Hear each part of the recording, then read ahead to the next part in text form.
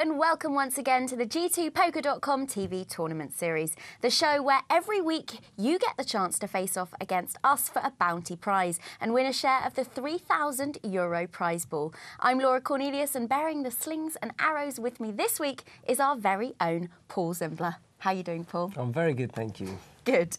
Well, we'll see how our fortunes fared at the tables in a bit, but first, here's a rundown of how the series works. The G2Poker TV tournament takes place every Monday evening, with players vying for a share of a minimum €3,000 guaranteed prize pool and an extra bounty prize of €50 for knocking one of us two out. This week, the top 15 of our 102 entrants made the money, while first place pulled in over €823. We'll see some of those lucky 15 in action at the final table shortly, but time to turn our gaze on the early stages first of all, and the small matter of our bounties. So here we are at the table. I'm not going to lie, I played pretty poorly this week.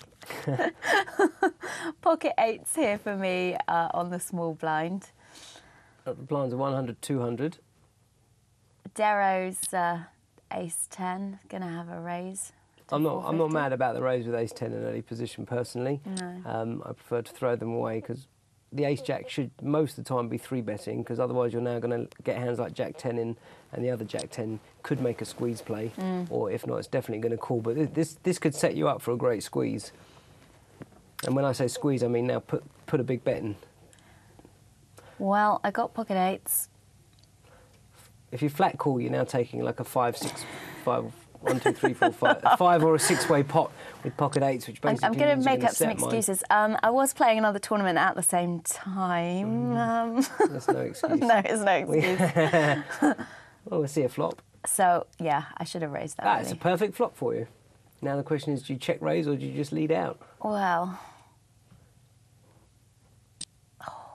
And he decided to lead out for 1,000. What do you think? Yeah, check raise is good. Did I do that all right? Okay. Problem is now you might just get a load of calling stations behind. Yeah, well, obviously because of the bounty on my head as well. Everyone's definitely wanting to be in it. Which is why check raise is sometimes good, because now the problem is if you miss, you have to check fold the turn.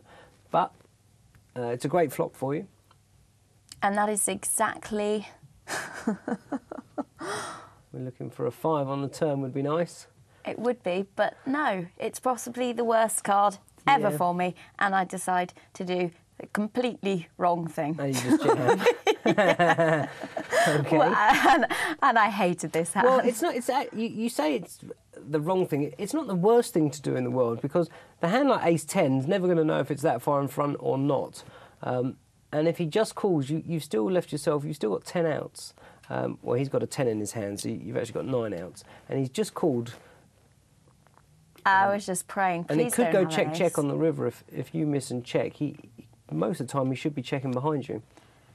Well, the river is a 3. And if you bet now, I guess you're turning your hand into a bluff. Yeah. Would you bet like 3,000? 3.5. Yeah, it's always going to get called, isn't it?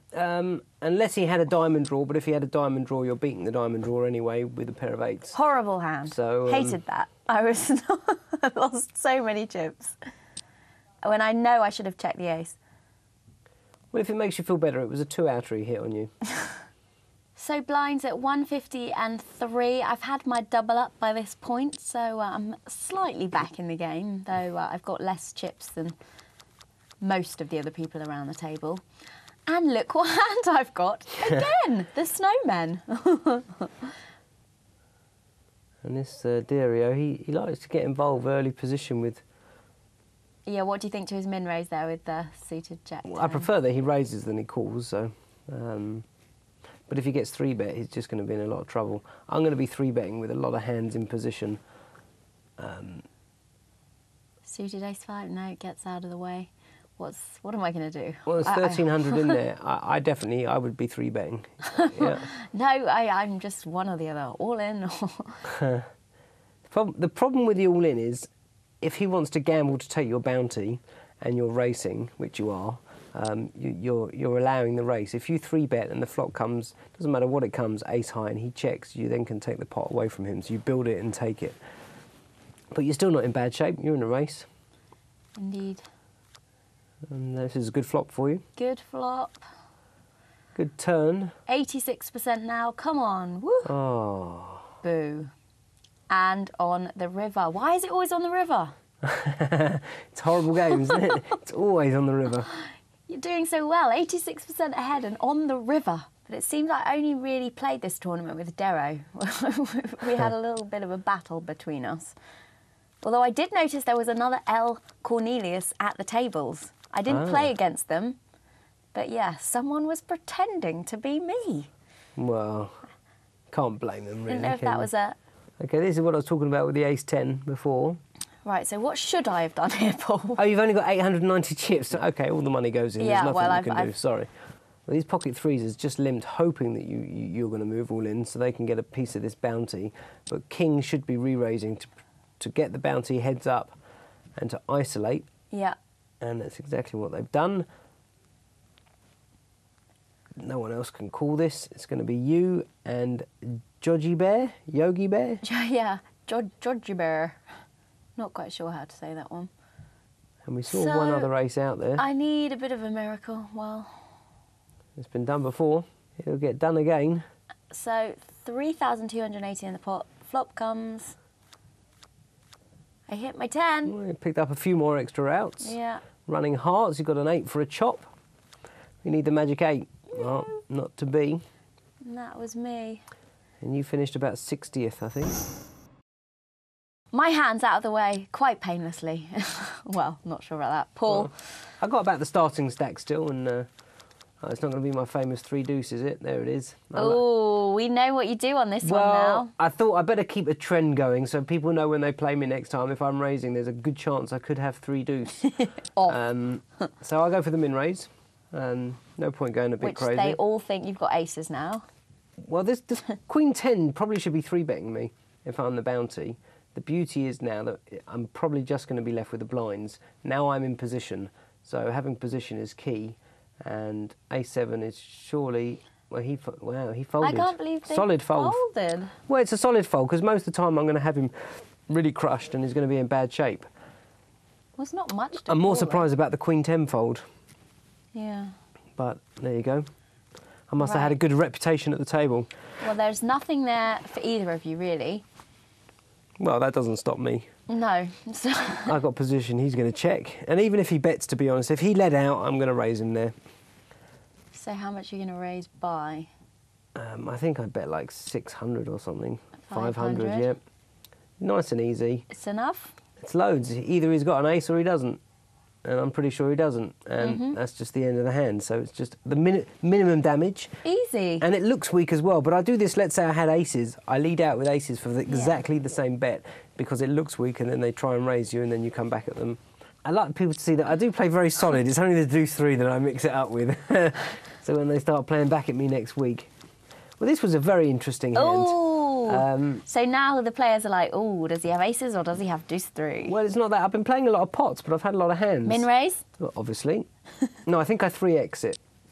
Yeah, I 3x it here. Because a lot of players don't see the difference between the min raise and the 3x, but this way I'm getting more chips into the pot. And I don't want such raggy hands to be calling me. King 10 might have a go? Depends. I can't remember what kind of player he was. Not seen much. Now, obviously, on the bounty, it's another reason I 3x, because they might want to come after me. Well, 9-6 should be going in the bin. Flat calling, in position. Again, I think it's... Darrow likes being in the action. Now, 5 deuce, a lot of players want to pill. They pill. Yeah, of course they pill. Because if they hit the flop, they think they're in front, especially as I could have ace-king. It's not a bad pill with 5 deuce. In a cash game, I like it. Not so sure about tournaments. I guess they've got a lot of chips behind. Well, this is a beautiful flop. I've got the ace of hearts. Yeah. And... no one else with any piece of action there. It becomes We interesting got a pair of nines. Middle pair for Darrow. Well, I'm going to bet this.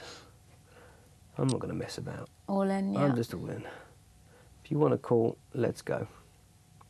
I think they might be inclined for the bounty. Of course. Darrow's got a lot of chips. Because he's got a big stack. If he had any heart or any part of this flop, he's definitely calling because of the added value of $50. So I'm able to shove and get called by such a wide range, like I am here. And you can see I'm 86%. Oh, why do these 8s never come down when I've got pocket 8s? Oh, there you go. The heart sealed the deal for the flush. There we go. We're back up to 40,000. Nice pot. So Darrow down to 63. Darrow's still got a lot of chips there, though. Bleeding them away, though. Para range now. We definitely know that name from games before. This is, and you sad, my bad. Nice to see some of our players from other games coming back. This is also another interesting hand. Ooh, look at this. Queens, 10s and jacks. This is where you got queens in the big blind. Starting to get on a heater. It's been raised early position with 10s. And keep out ego. What are you thinking? Are you worried about kings or aces here? Not so much worried. My problem is if most of the time I call here to see a safe flop, but when he just flat calls behind with a big stack, I want to play heads up against the stack under the gun, and if he's got aces or kings, good luck. So I decided, let's just get it in. They're probably going to call me. I'm probably in great shape against both hands if I get called. And all of a sudden we can have a huge pot. Someone going to hit a 10 or a jack here, though. Well, first card out of the deck. What's the pot now? Just over 100,000. Oh, this is huge. Boom! Oh! Queen 8-5. No one's got days. clubs. No one has any clubs. Well, what's my odds here? Well, 98%. 98%. It's a 9-all. There's a bit of a squeeze now. No. They got a 10 or a jack. Oh, look at that. Jacks takes the lot. Oh, my word. Runner sends me to the rail. Oh, horrible. He was very excited to keep me out, actually. He was typing, did I really would just hit a runner for a bounty?